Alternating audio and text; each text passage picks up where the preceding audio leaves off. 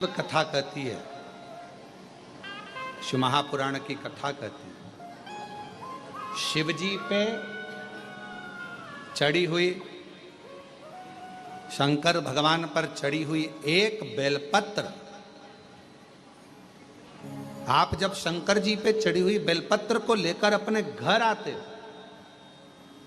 शिव जी पे चढ़ी हुई एक बेलपत्र जब अपने घर पर आती है, भले आपने घर पर लाकर उसे रखा या खाया, 5 मिनट 2 मिनट 1 मिनट बेलपत्र लेकर आए, पानी के लोटे में डालकर या जल का पात्र लेकर आए और वो बेलपत्र तुम्हारे घर में पहुंची, 1 मिनट भी अगर शंकर पर चढ़ी हुई बेलपत्र तुम्हारे घर में है तो तुम्हारे घर के हजारों दुख को वो समाप्त कर देती है। एक क्षण के अंदर हजारों।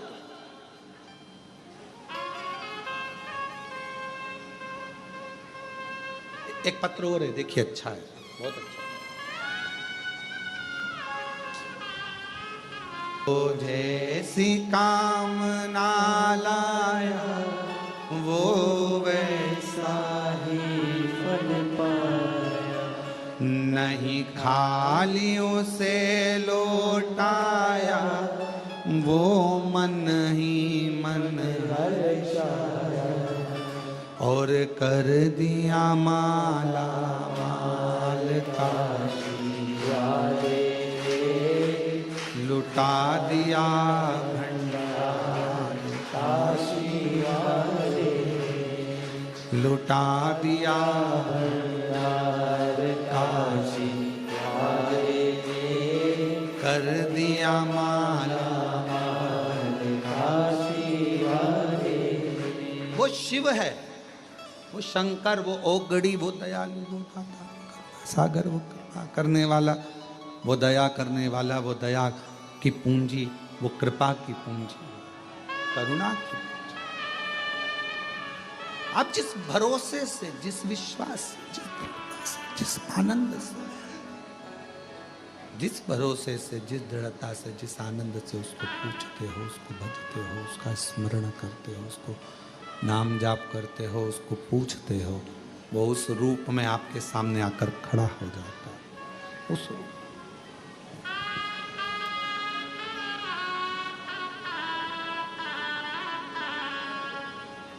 आपको लग रहा होगा कि आपने आए हैं यहाँ पर 108 बार श्री शिवाय नमस्तुभ्यम बोलने के लिए आए हैं, कंकर शंकर का पूजन करने आए हैं, कथा मिल गई सुनने के लिए, हमको कथा मिल गई सुनने के लिए।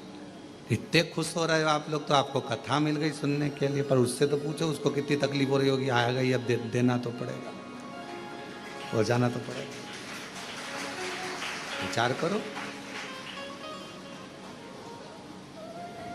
उसको टेंशन है, थोड़ा आया है, देना है इसको, कुछ ना कुछ।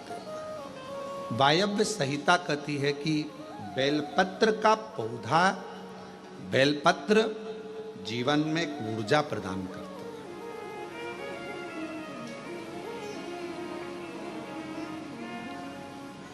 आप करके देखो, एक प्रैक्टिकल जरूर करो।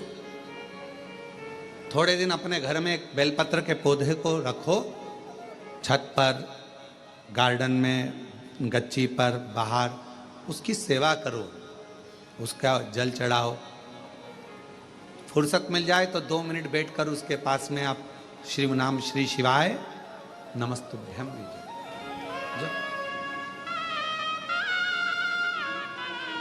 थोड़ी।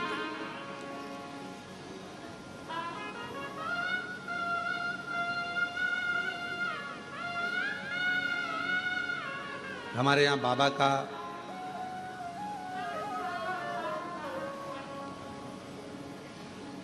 आप लोग जब पीछे ग्राउंड में जहाँ कथा होती है उस ग्राउंड से अगर उधर जाएंगे तो देखेंगे वहाँ बाबा की बेलपत्रियों की एक वाटिका है, और उस वाटिका में आसपास में आप 2 क्षण के लिए बैठकर भी अगर भगवत नाम श्री शिवाय नमस्तुभ्यम का स्मरण करते हैं तो आपको इसमें आनंद की अनुभूति होती है।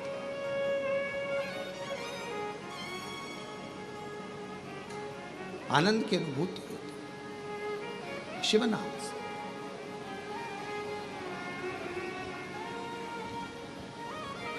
हमारे बाबा का जो पुराना वट वृक्ष है अभी तो वहाँ के काम चल रहा है, इसलिए आप लोगों को वहाँ अंदर जाने की अनुमति नहीं होती है, तो वहाँ जाने नहीं देते हैं।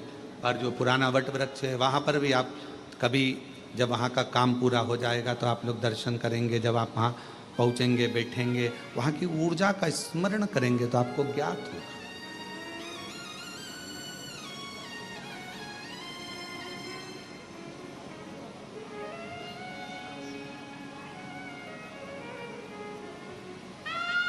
कितनी ऊर्जा, कितना बल एक बेलपत्र के पत्र में होता, कितना बल।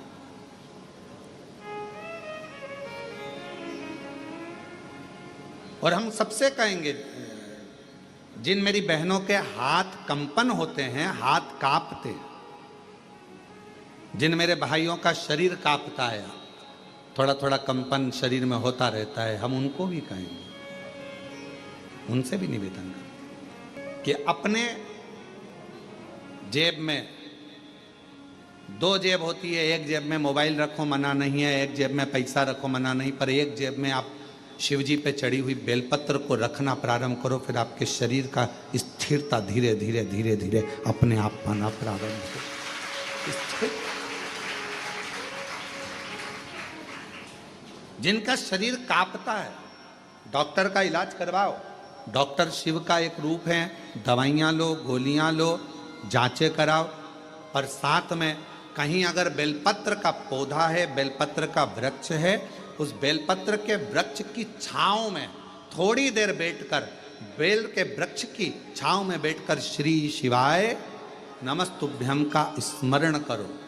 8 दिन 15 दिन कर कर देखो, 16वें दिन हमको पत्र लिखकर भेजना कि तुम्हारे हाथ पैर कांपने में थोड़ी आनंद हुआ कि नहीं हुआ, ठीक होना चालू हुआ कि नहीं। ऊर्जा, एक बेलपत्र की पत्ती में वो बल होता है, एक बेलपत्र के वृक्ष में वो बल होता है जो सुख प्रदान करता है।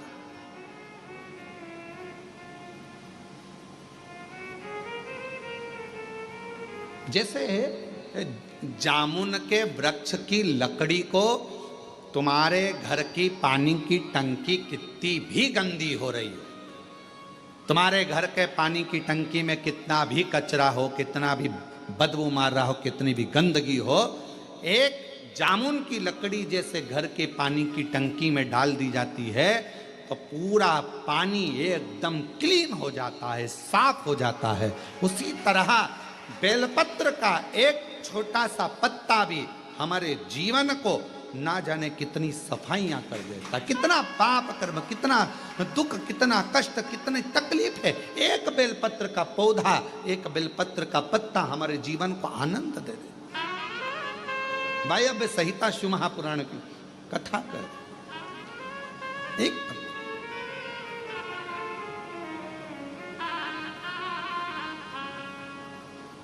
वो माता एक कीर्तन गाती हैं, इस बेलपत्र में क्या बल है जिसमें मेरा भोला मगन है। क्या बल है इस बेलपत्र में, क्या बल। कल हरतालिका तीज रहेगी, 26 तारीख की हरतालिका तीज है। कल पूरा भारत, पूरा विश्व, जगह जगह पर माताएं फुलेरा बांधेंगी। उस फुलेरे का दर्शन करने के लिए भले तुम्हारा व्रत हो चाहे ना हो, पर 5 फुलेरे का दर्शन अवश्य कर कर आओ, अपने जीवन को धन्य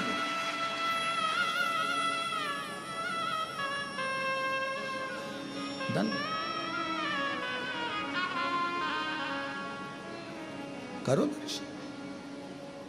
यहाँ पर भी फुलेरा बनता है, हम व्यासपीठ जहाँ है यहाँ पर हर साल कई वर्ष हो गए बनते हुए। बाबा के, हमारे घर पर भी बनता है, बाबा के धाम जहाँ जहाँ मंदिर है हो सकता है।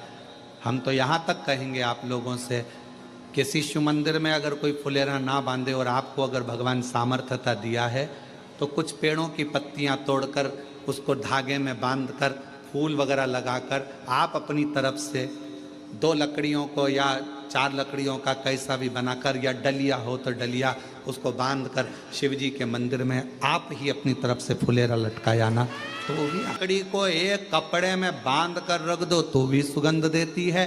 चंदन की लकड़ी को छत पर रख दो तो भी सुगंध देती है। चंदन की लकड़ी को जमीन में गाड़ दो तो भी सुगंध देती है। चंदन की लकड़ी चाहे कीचड़ में पटको चाहे कचरे में पटको, पर चंदन की लकड़ी अपनी सुगंध दिए बिना नहीं रहती। उसी तरह बेलपत्र अपना असर दिखाए बिना रह नहीं सकता। बेलपत्र और बेलपत्र का पौधा अपना असर दिखाए बिना रहता नहीं है, वो उसकी ऊर्जा वो दिखाता है, उसका ऊर्जा हमें सुख देता है। शिव जी के मंदिर में जाओ ना तो तुम वहां से प्रसाद मांगो ना मांगो, पर एक बेलपत्र का प्रयास करा करो। हाँ, यहाँ लोग आते हैं, बेलपत्र कई माताएं पूजन कर कर चली जाती हैं, वहाँ बेलपत्र पड़ी रहती है, कई माताएं उसको उठा लेती है, धोती है, खा लेती है।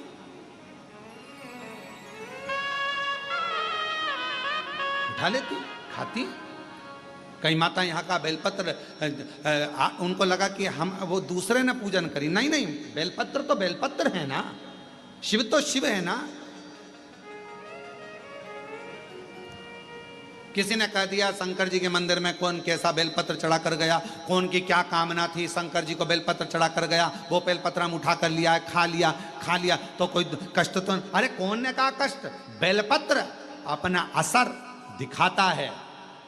कोई भी चढ़ाए, कैसा भी चढ़ाए, चलो तुम जाओ बेलपत्र के हाथ में, लोग कह रहे हैं वो बेलपत्र हमारे ऊपर असर करेगा कि नहीं करेगा। हम एक बात कहते हैं, 10 का नोट या तुम एक काम करो 500 का नोट, कोई मुर्दे को जलाने के लिए शमशान में गए और चलते चलते शमशान के पास में 500 का नोट की गड्डी मिल गई तुमको। 500 के नोट की गड्डी, 50,000 रुपए तुमको मिल गए और तुमने वो उठा लिए। अब वो नोट निकाल कर चाय वाले की दुकान पर जाकर पूछना, भैया हमें शमशान से मिला था, चलेगा क्या? चलेगा कि नहीं चलेगा? फिर वही 500 रुपए लेकर तुम सुनार की दुकान पे जाना, क्या भैया हमें कोई अच्छी सी लौंग बता दो, हमें 5-10 हजार रुपए की, पर हमारी को गड्डी जो है, बोलो बोलो, शमशान से मिली है, तुम्हें चलेगी कि नहीं चलेगी? वो कहेगा नोट तो नोट है रे, शमशान का होए चाहे मसाण का होए चाहे व्यापार का, नोट तो नोट, 500 का नोट तो चलेगा। और पटक के गड्डी देख ले, दौड़ेगा भी, 2 मिनट में गड्डी गायब, तो पटक के देख। अब उसको क्या करना, शमशान का है कि कहाँ का है, उसको तो मतलब है नोट से। उसी तरह बेलपत्र कैसा है, कौन ने चढ़ाया, किसने चढ़ाया, कैसे चढ़ाया? आप तो बाबा का नाम लेकर श्री शिवाय नमस्तुभ्यम, मेरे बाबा इसको औषधि कर दो, मेरे बाबा प्रसाद के रूप में दे दो, औषधि कर कर दे दो, बाबा बड़ी दुखी हूँ, कष्ट में हूँ। कंकर शंकर पे से उठाया, लिया, धोया, खाया, शिव जी को समर्पित। अब उसमें भेद करना,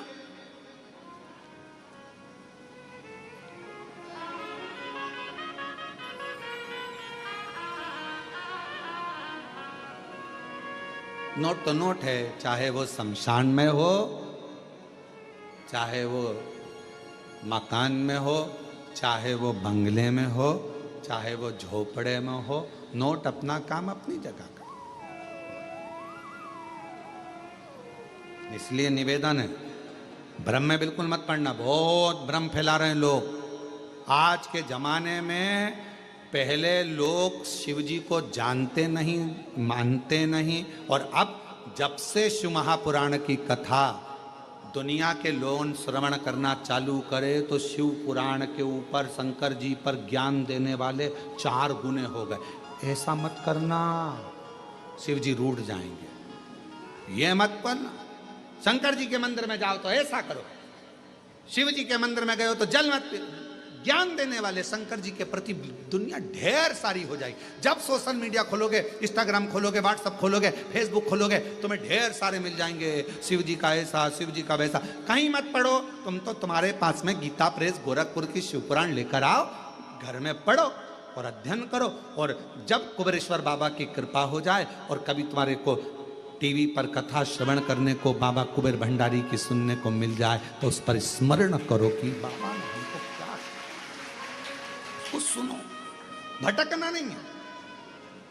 जब कोई 10 तरह की बातें बताने लगे कि अपन ने सुन रखा है कि बेलपत्र खाने से रोग मिटेगा, अपन ने सुन रखा है कि शंकर जी पे चढ़ा हुआ जल हमारा कल्याण करेगा, फिर कोई ज्ञान दे तो टीवी बंद कर दो। फिर कोई कहे कि ऐसा मत करो वैसा मत करो, तो मोबाइल में रील चैन,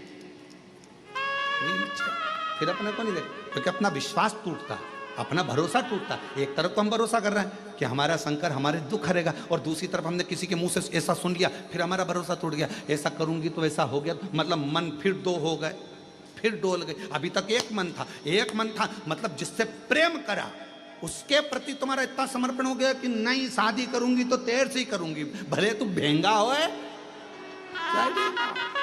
पर तेर से ही करूंगी, चाहे कुछ भी हो तेर से करूंगी, चाहे कहीं नहीं जाऊं बस तेर से करूं। अब थोड़े समय के बाद मालूम पड़े फिर मन डोल गया कि नहीं नहीं नहीं नहीं, इससे ज्यादा धन तो कहीं दूसरी जगह पर है। फिर अब निकल मन। हमने कुबेरेश्वर बाबा के मुख से हमने शिव महापुराण की कथा को श्रवण करा है, और हमने उनके मुख से सुना है कि जल पीने से दुख कटेगा। कटेगा ये इतने पत्र, एक पत्र और अच्छा देखो।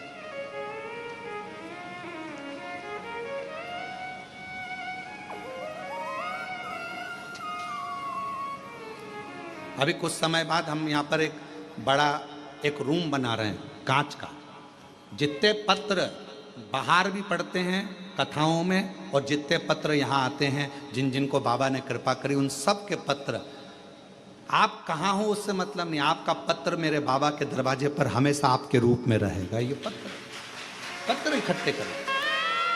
जो दुनिया के लोग कहते हैं कि कुबेरेश्वर धाम, तो उनको आकर उन पत्र को दर्शन करना चाहिए। तुम्हारा मन पड़े निकालो और पढ़ो कि पत्र सुगंध देती ही देती है। उसी तरह बेलपत्र कैसा भी हो,